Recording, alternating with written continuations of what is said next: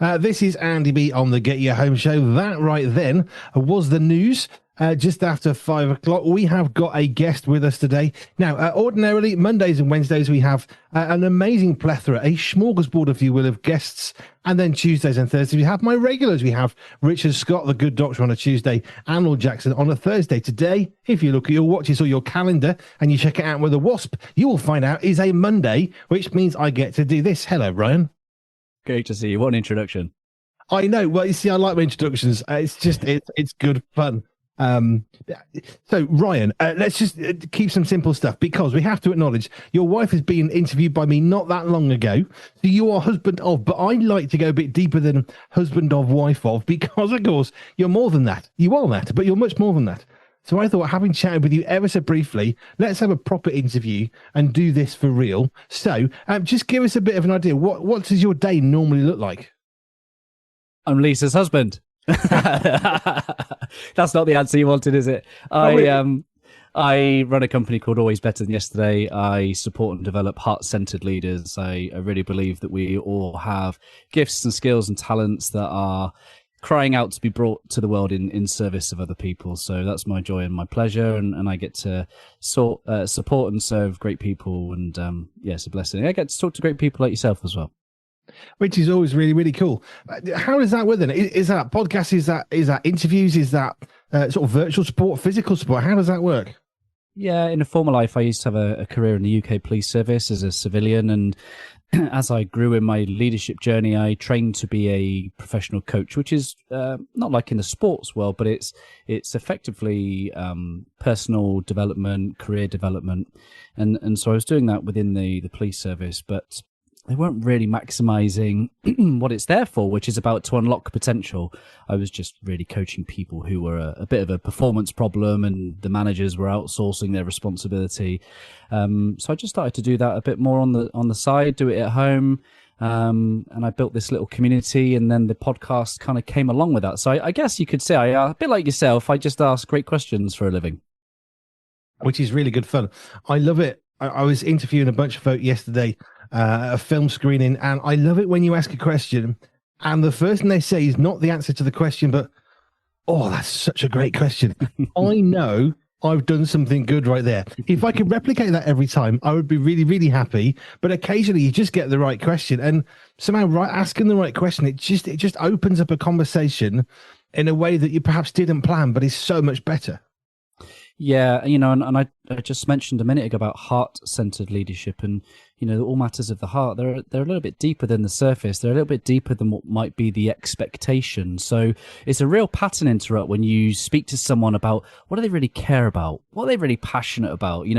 Those really do take us a moment just to stop and think and go, what is my answer to that question? Yeah, it really is. I asked someone a question last night, and they says, "Oh, I can't possibly answer that.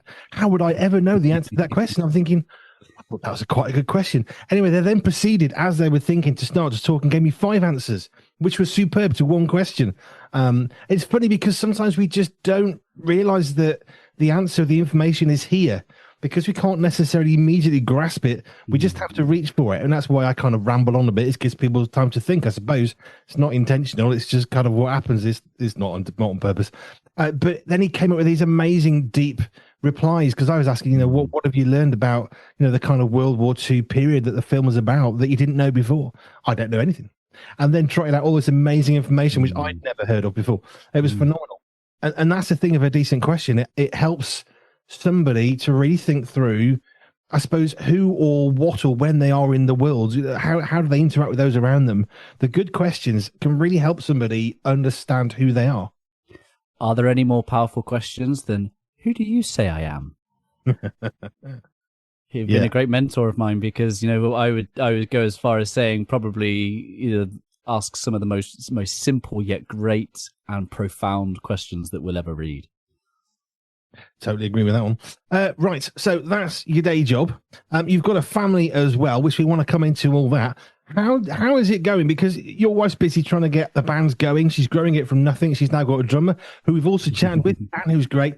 How are you coping, kind of supporting her in this role that she's got some experience with in the past, but now this is literally her baby? How is supporting her working out?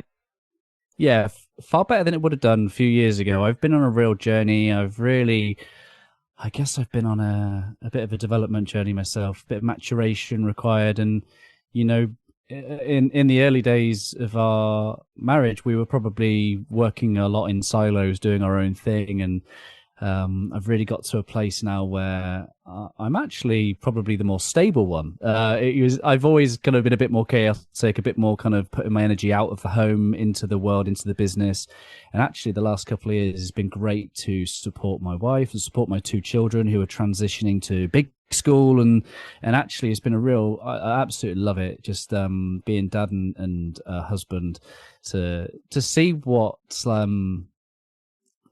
God's doing in their lives, to the character and the people that they're becoming and the things that they're sharing the world with the world. So yeah, I hope that she would say that I'm handling it really well. Hope that I'm providing her the stability and the consistency and the provision for her to just go out fully expressive, share her heart with the world.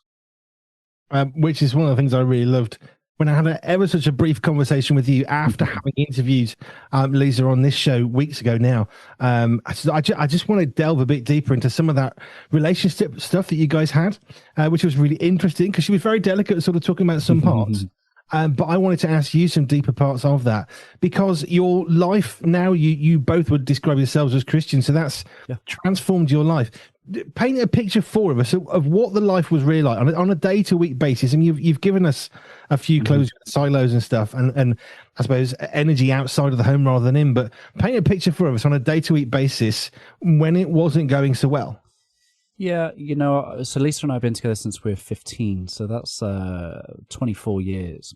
We met each other at school, and, good kids, like, we just, we really did want to build a life together, love each other, but I guess what we'd say is we didn't really know how to do that. And I think, we were fine with work, and then two kids, married, and two kids come along, and we kind of built this life that creates a bit of stress and creates a bit of pressure. And you really find out the test of one's character when you're under a bit of stress and one's pressure. And I probably, each of us would probably say we didn't handle that as good as we could do, because we just didn't know. We just didn't know that the way that we behaved under stress, and particularly for me, how I would have.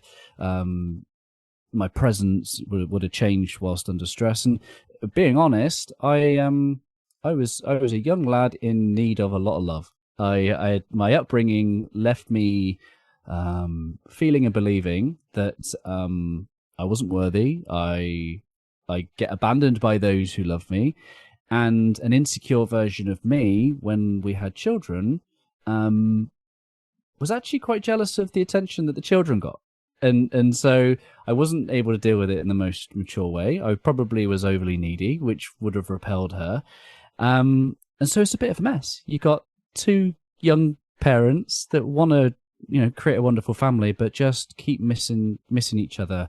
And I would say we weren't anywhere near faith. I probably had daddy issues because, my dad left when I was very young.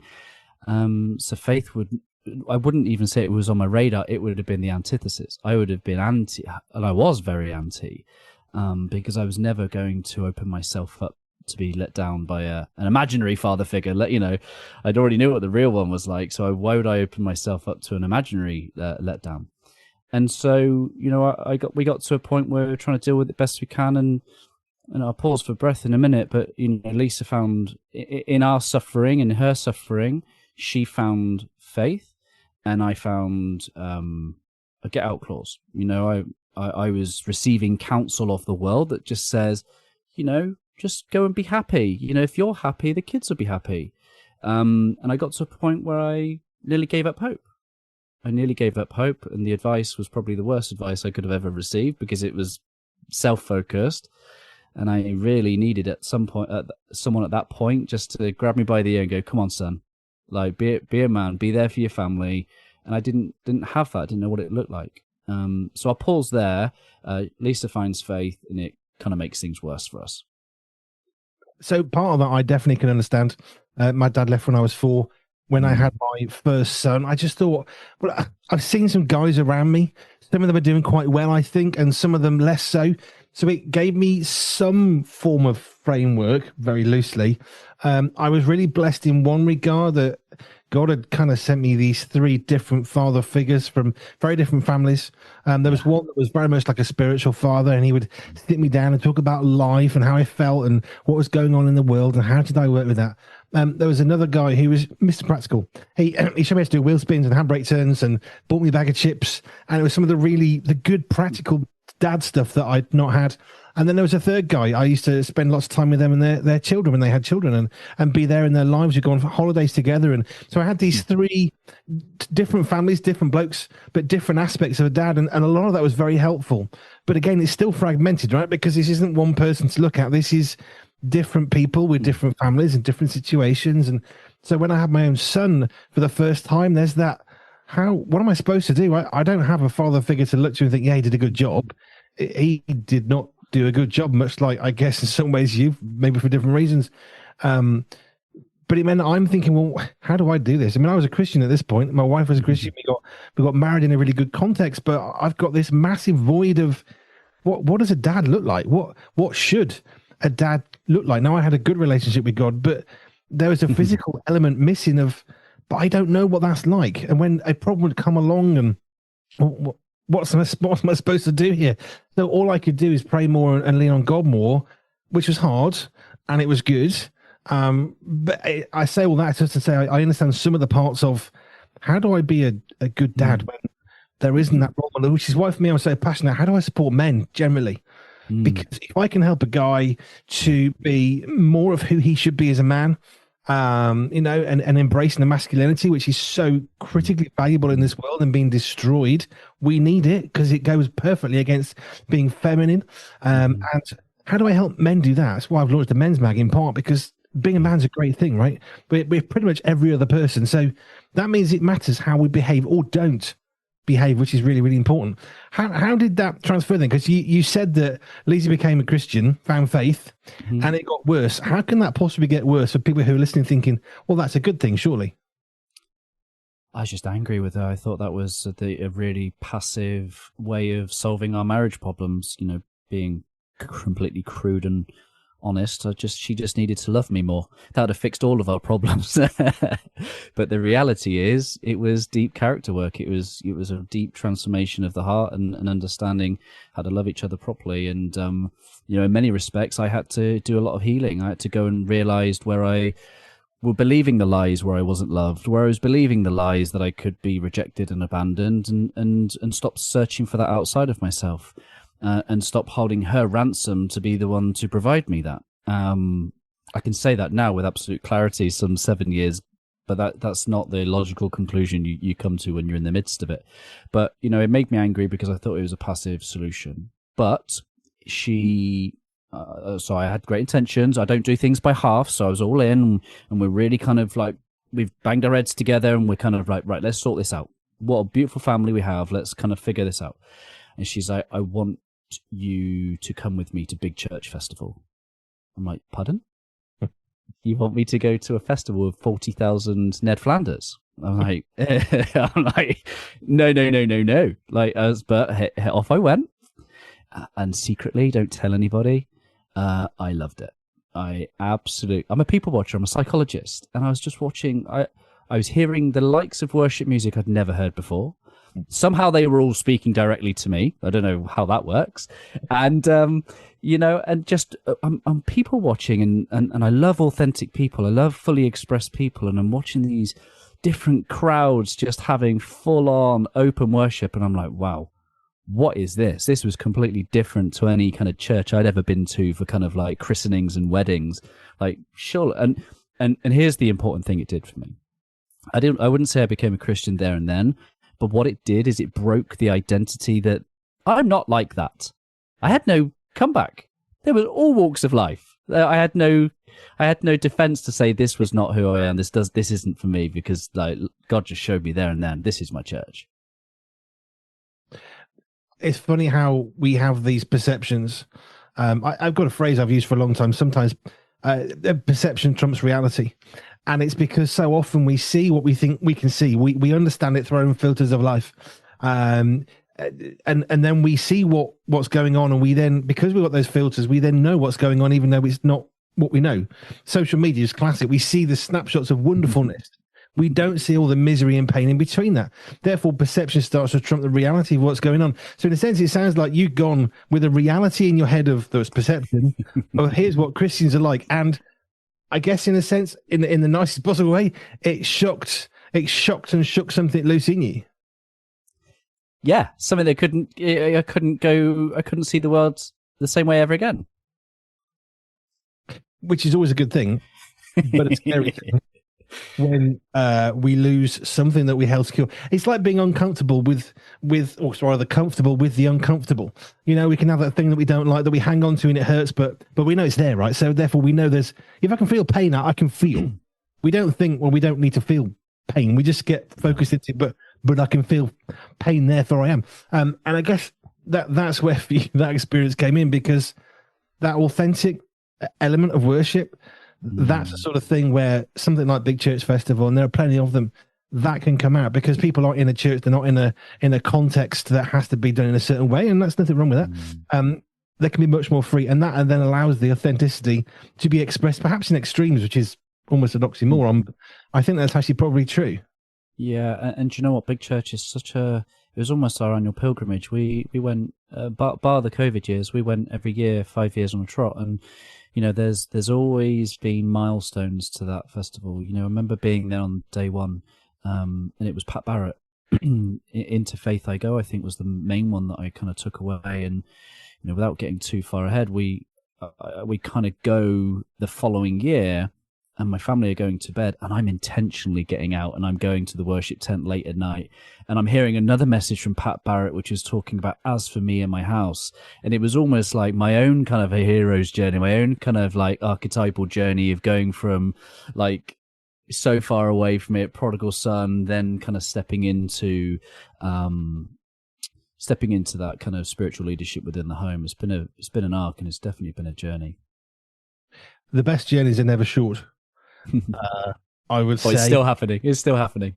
Well, this is the thing, and I know that, which is really partly why I wanted to talk to you. So, I mean, just sort of to go through some of what we said. So, you're not living anything to do with faith as a couple. There's nothing necessarily bad. You're just not living a faith-like kind of life. Lisa finds faith. You then start on the periphery. Big Church is obviously part of that. How did it change from you being so opposed to this is just her passive solution, as opposed to, do you know, this is something I need to engage with personally? Well, so I used to drop her off to church. She used to go to church and with the kids, and then she was just like, oh, you know, come in. And I think I must have just gone once or twice, and then it was like a Father's Day. So I was like, right, okay, like I'll go in on Father's Day.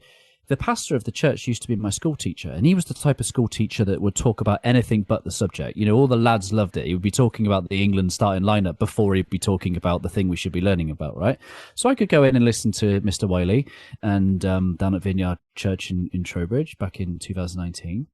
And it was Father's Day, and he said, you know, come on, men, we're going to do, I guess, I can't remember the word, commissioning. We're going to say some nice things about the men. Come down the front. And all I remember is I'm just stood there about to receive, got my eyes closed, thinking, oh, it's a bit uncomfortable. And he said, that's it, women. If you want to put your hands out towards these men, you do that. And all I can say, Andy, is like my wife Hadoukened me in my spine. Like there was just some fireball that she threw from her hands into my spine. My entire body caught fire. I walked back to her in the pews. My eyes were streaming. And I just said, I feel like a child of God, and I don't want to talk about this ever again. Father's Day 2019 was my adoption day, and I think that was a big part of it. I think I had a heart experience that my mind made no sense of, that I've spent the last 6-7 years just, I guess, not trying to understand what happened anymore, trusting that I was refathered in that day, and I've sought to become a good, beloved son and disciple ever since. Situations like that can be hard to explain. I mean, in a sense, it can be hard for us to understand it, let alone then verbalize that. Let then somebody actually understand it. What transformed in your life? Because one of the things that the Bible says, I think it's an older version, which I really like, this particular bit, is you'll be known by your fruit. What was the fruit in your life before and after that moment? How did it? What's sort of the tangibles that changed? Yeah, when it comes back to the stress thing, we had no grace for each other. It's almost like the behavior equals the character. If I were, I used to have a terrible habit of just, if I didn't feel heard or understood, just raise my voice, right? And I guess for Lisa, that her perception would be, that's just who I am. That's just what I do. And I guess what we've been able to do through the fruit is to have a bit of grace, to have a bit of perspective, and to understand that actually those behaviors are probably fruits of someone struggling or suffering. And do you know what? Over a series of years, like, you wouldn't hear that from me, and so that's just one example. Grace, being able to have our children now are in life groups and the fruit, and they're they're understanding their own paths. We're discipling friends and family members, not because we're evangelicals, but because we're practicing the way, we're loving the way. And it's hard for me to describe, really. I think the best people to kind of give testimony is the people around us to tell you what they truly see. But yeah. It does change you though, but there is an important part of this, because I know folk who've come to a church. There's a classic one of a Christingle service and a really good old traditional Church of England church. It's a Christingle. It's dark. There's candles. There's gentle light, and you can have quite an emotional experience just by the very nature of the fact that it's dark and there's nice music and there's candles and it's very warm. It's very reassuring and comforting. That on its own can be quite impactful, and that's a good thing. Yeah. But there's also a point where you have to get past that.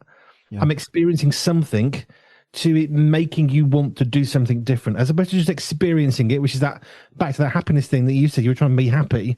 Actually, it makes you want to do something for others, and that, I think, is one of the most important elements of becoming a Christian. It's about other people rather than yourself now. Yeah, for sure. And I wouldn't just say it goes as far as other people too. You just said the word nature, and my Lisa was not a dog person to begin with, and we have 2 little dogs now. Like, she loves those dogs. Talk about transformation of the heart. And for us, we've got an ant colony in our house right now. Like, and that we're learning how to live in harmony with ants in our home, because we can't bear to, what we do for the least of these. We can't possibly harm an ant. Like, that's probably the most practical example I can give you of the fruits of our spirit. Is we really are super, super conscious of these little ants that God's created, and are now in our home. We had an ant colony, but it was in a plastic tub, and it didn't work very well. We decided, because I thought I'm a bit short of money, I'll collect ants and I'll put them in the ant thing. Not realizing there were different ant colonies. I didn't consider this, and we put them in, and then they were dead. So, yeah, that didn't work so well. That's a societal experiment there, right there. Yes. What is this doing, Daddy? Oops. It looked the same to me. It's a rite of passage as a parent killing your child's pet. I mean, that's what you do with it accidentally. So you've had this life transformation. Yeah. You've gone from just not being in step with one another as a couple. You're married, you're together, you've got children, you're trying to live life the best you can. But I guess you might explain it as there's something missing that's not quite getting you to work together. Then you have this experience that leads to you wanting to do something with faith for yourself. What was the first thing that you did when you'd actually had that experience and it led to, I need to change who I am. I need to actually make a commitment of some sort here to God. What was the first kind of thing that you got involved with after all that had happened? You thought, well, okay, let's get involved in my local church or whatever sort of situation. What's the first thing you got involved with? Yeah, so obviously this was kind of late 2019. So I was starting to commit to going to church more regularly. And then obviously we know what happened at the start of 2020. I was part of the first ever alpha cohort that our church did online.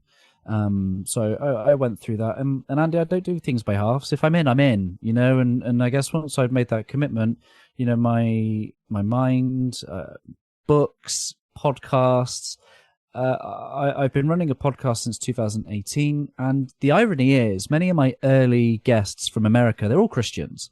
I didn't have the eyes to see or the ears to hear. I had Gemma Hunt, on the podcast. She's from our local town. I wanted to interview her about her time on Swashbuckle. I had no idea of her kind of connection to faith. I didn't have the ears for it. And yet, one of the things that I was then able to change, I was able to seek out great mentors, seek out great teachers, and I've been blessed with some really great Christian leaders. One of those along the way is John Eldridge. John Eldridge wrote a men's book called Wild at Heart, and it was probably a lesser known book that really impacted me the most, which was Fathered by God. And I guess what you were touching on earlier is that you had some great men in your life, like mentoring you. This book did something for me spiritually at a time when I just needed to hear whatever John had written in that book. And it allowed me the space and the grace to be refathered by God in a way that then opened me up to elders, to church elders, I honestly, because I grew up with a single parent mum who never complained, who always was happy-go-lucky, but never asked for help. I've always had that kind of mentality too. Like, I'll figure it out. I don't ask for help. Hey, you win some, you lose some, right, along the way. But now was a time I couldn't just fall on that strategy. I built this wonderful life, and I needed some wisdom to know how to keep it, to know how to keep this marriage, to know how to be the best father I could be. And so I guess that moment in time, I surrendered. I literally opened up to the wisdom that was already there that I just couldn't see to begin with. Which is something I've heard a few folks say, that there's always different journeys, right? There's one God and there's one Jesus, there's one path to Jesus, but to God, but there are lots of routes that we can begin from. And I think one of those is how or where we get that wisdom from. How does that enter into our life in such a way that it means something to us, and that can be different? For me, I had these three different guys. I'm not in touch with any of them anymore. That's in the past, and that's okay, because I've moved on, I got married, and life happens. But they imparted different parts of wisdom into me, and I guess it took God 3 men to help me out, because I was in a bit of a mess. And then I got married to my wife Jo, who in so many ways helped me to feel safe enough to be the man that I should be, because I didn't really understand what that meant. I a pretty abusive childhood, which wasn't great. And then I meet my wife Jo, who just enables me to feel confident to try to be me. That makes sense, because it was hard. But then I have someone like that who comes along and says, "Well, you can do this. Go for it. I'm behind you. That's why we've got a radio station. Yeah, go for it." And that sort of a character, it transforms how I thought about life, the world, me, what I can achieve. Well, we see this in the archetypal stories all the time. It's the presence of the princess that pulls out the warrior and the king. It's there's a journey we have to go from being this prince to becoming a king, and it is the presence of the princess that pulls that out of us. And I guess in Jesus' terms, he says, "No greater gift has man than to lay down his life for those that he loves." I think men have to get to a point. The samurai would have done this, the warriors would have done this, where they contemplate their death. For what is worthy of a cause for me to lay down my life? And in my early days, you heard it was my life was the premium. It was my happiness was the premium. Well, something has to form within us where we realize that cause is outside of us, and nothing like the beauty of our dear ladies to bring that out, and our children. So, I think that's a really powerful thing for us to really contemplate is, to what would we, or to whom would we lay down our life? And I think that's a really powerful thing. It is, because it makes us reflect a bit on who we are, because we're not just random. I have this phrase I use, lots of phrases, which is that we're made on purpose with a purpose. Because I don't believe we're randomly here just because. I just don't believe that. Fate is an interesting concept that I don't believe in fate. I don't believe that at all. But I believe we have choice over life. And I really do believe that we are made on purpose and with a purpose by God, who loves us, who designs us, who handcrafts us in our mother's womb, as the Bible talks about. Because that's how much he cares about us. In Genesis, you hear about all the amazing stuff of creation, and God, spoke it into being. And yet he makes us with his hands. And it really helps you to remember just how important and special and unique and honored we are as human beings in God's sight, which reminds me of the importance that I need to make a difference in the world. Not because I need to fix the world, because that's ridiculous, but I need to make a difference because God took time over me. So, I want to take time for him. And there's that, which is, in our faith, Lisa and I have accountability higher than each other, so we haven't got to be the one pointing the finger and correcting each other. Like we know that we have higher kind of accountability to have, and then what that also does is it reminds me that she's a child of God, and I've been entrusted, the stewarding of that relationship, and when I take it from a godly perspective, when I really take that principle, what you just said, that there is no accidents, there's meaning. Well, like there's a responsibility there that not to take too seriously, but to honor and respect, and actually, wow, like what a privilege it is to journey, to journey with each other. And it truly is. There was a thing going back a while where teaching in churches, you get married and you'll complete each other and you'll really help each other and you'll fix each other, and lots of marriages were in tatters because that's incredibly stupid. Because no, marriage is one of those things where it bears all of our insecurities, all of our failings, just are made vulnerable, and which is why getting married isn't going to make you suddenly better. Actually, it might be the other way for a little while, and that's okay. But then as we start to reveal that and work together, now you've got two people. And this is something that I've always kind of reflected on, is that there aren't two halves, it's one person. Amen. It's not two pieces, it's one thing. Yeah, and that's the thing that made me angry to begin with, was just the teaching that you had to put God before marriage, right? So I was like, great, I'm already below the kids, and now this God guy is like pushing me down the hierarchy. Whereas the reality is that when we both walk in harmony and communion with God, we remember our belovedness, we remember our wholeness, we remember that all that we seek is within, and that transforms the marriage, because I come to my marriage seeking to serve, seeking to share the love that it's that idea of how can you give something you don't have? How can I love my wife if I don't already have? So we want to be the type of marriage where we serve from the overflow, and so often life takes and takes and takes, and I think we weren't anchored in our faith, and therefore we weren't being redeposited back into. So when the world got the rest, the best of us, then we got the rest of us, and actually with faith, with God, we're almost tapped up into the mains now, which is absolutely transformational. I love that, tapped into the mains. That's a very good analogy. I remember years and years ago, there was a church I was at, and the pastor said, I've learned this from some of our youth workers, which was not my idea, but he was inspired by what we were doing with object lessons. And he took this glass that was empty, and he took this jug that was full, and he said, so often we come to God and we put a little bit of water into the glass and we have a little drink. He said, I've had my drink of water, and then we go on. But actually, God doesn't want us to take a little drink. He wants us to really drink in. He put a bit more water in, and he drank a bit more water. It's like, well, we're getting there now. God's got an boundless, a massive supply. And he started pouring the water in until it was overflowing. He said that's what God wants us to understand, is not a little bit and a little sip. He wants the water to be flowing in us and over us and through us and around us, that we can keep on drinking without thinking, where's the next bit of water coming from? Because with God, it's an endless supply of love. I agree with you. If I'm portraying my marriage or my behavior to be like the best husband in the world, then I'm doing everyone a disservice, because the reality is when we get to the end of ourselves, my solution now is to go spend more time with God, as opposed to Lisa needs to love me more. And I think that, it's not like I don't ever get to those moments where I'm at the end of myself, but I now have a different solution. I now have a different source of recovery. And I think that is effectively character refining. Character refining, and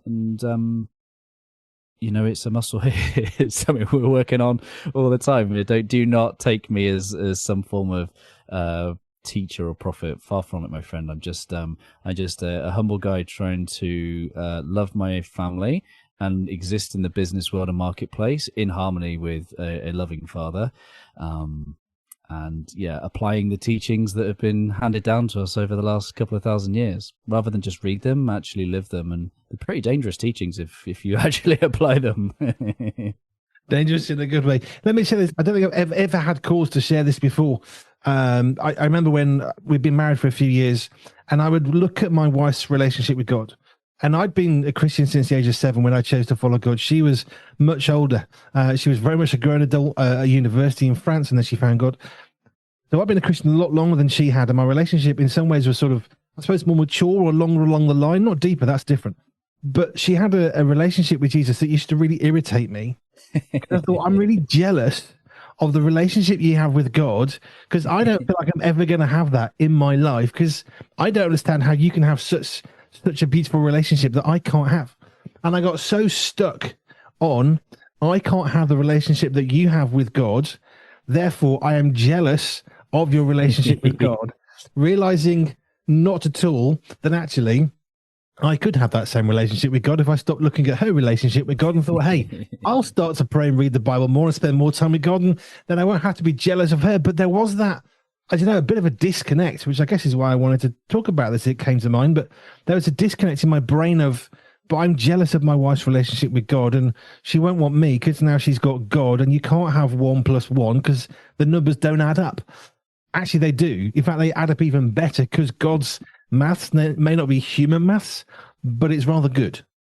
Oh, it's multiplication for sure. Exponential multiplication in far deeper, greater ways than we could ever fathom for ourselves. So how's that working out for you now, Andy? Well, we're married 30 years this year. Great. Love married it. 6, yeah, married 30 years this November, which we want to celebrate because it was really hard getting married. We were not supported at all. Everyone thought, well, you know, she's pregnant, and no, not even close. Mm-hmm. We were just in love with each other and wanted to commit our lives before God, and being married was the most natural way of us serving God together without distraction, which we still do 30 years on. I work every day with Jo. She's in my life. She's my PA. So she's the reason if any interviews like this happen, it's because Jo's made it happen. If I do that, I get into trouble with my diary. So I love the fact that I get to work with her every day. I work with my 3 boys every day. I'm in a season of seeking wisdom from people who have gone before me. So 30 years is a bit longer than the 2011, so 15 years. So I'm halfway. Andy, give me some wisdom. What does it take to be a godly man leading your, spiritual leadership in the home with your wife and sons? Do you know, there's 2 bits of wisdom. One is not mine, and the other one isn't actually. Funnily enough, the first piece of wisdom I was given by my grandparents before I was married. And they said, Andy, what you need to do to have a good marriage, because they'd been married, they're past their ruby anniversary, way past that. They said, you need to play together. You need to eat together. You need to go to sleep together. You need to rest together. And they just kept on doing all these things together. And that always struck in my mind, because it's so easy to think, well, we'll do this separately, right? Because we're in a world of independence. Kids are 18 yet, get them out of the house. I mean, it's not biblical, but we understand why. But that's the attitude of splitting and separating rather than multiplication. So that advice is one I've given to a few folk: is go to bed together, get up together, pray together, eat together, make food together, gardening together, go for a walk together, go shopping together. We go on dates to the supermarket. It's not the most romantic destination, but you know what? We're spending time together intentionally, and that's the part that matters. And the second part is you've got to go to the Bible. We were looking at raising children, thinking there's all these books at the time. Where is this? 2003 or something, 2004. And there's all these books on how to be a parent. And I was thinking, well, there's some great advice in here. Some very great practical tips, how to make, processed food. It's really useful.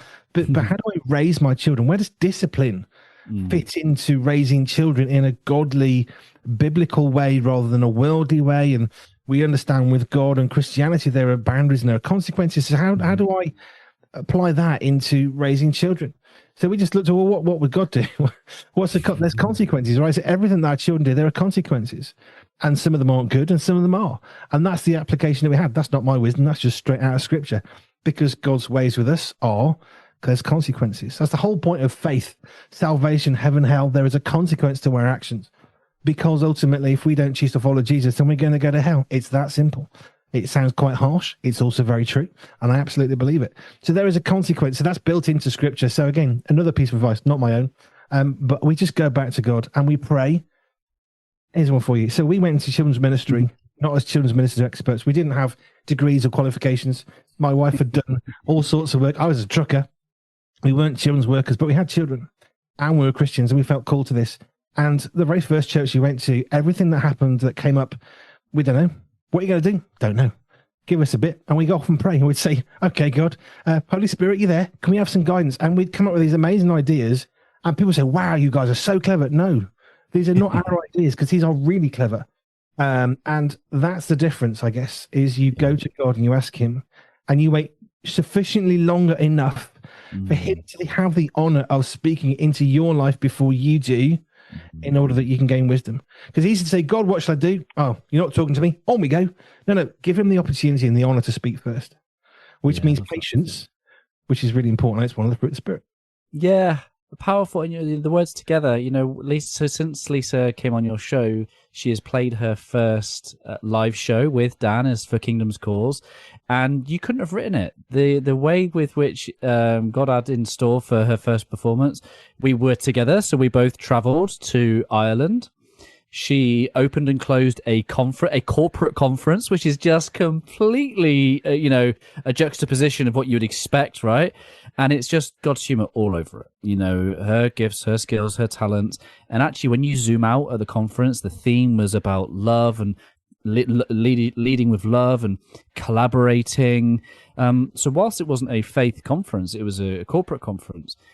It was for Kingdom's Cause at its essence. Everybody was in that room, sharing the fruit of the Spirit, sharing love and kindness, bringing more of the kingdom, whether they would use those words or not. And so for me to be there as a speaker, and for Lisa to be there as a band, opening and closing together, just a wonderful kind of time capsule moment for us to have experienced together. And we couldn't have made that happen ourselves. But that together part, it does matter, because when you intentionally do stuff together, things change. Yeah. But they change together, which is the whole point. Because if we're always doing stuff apart, how do you then grow together? Now, I know lots of couples who have very different lives and they spend time apart. And this isn't about the time you spend together being more or less, therefore it's good or bad. It's when you're spending time together in a situation that you're in, are you wanting to intentionally spend that time together, or are you just in the same room at the same time? Which is where the separation comes. Because you don't get closeness from being close together.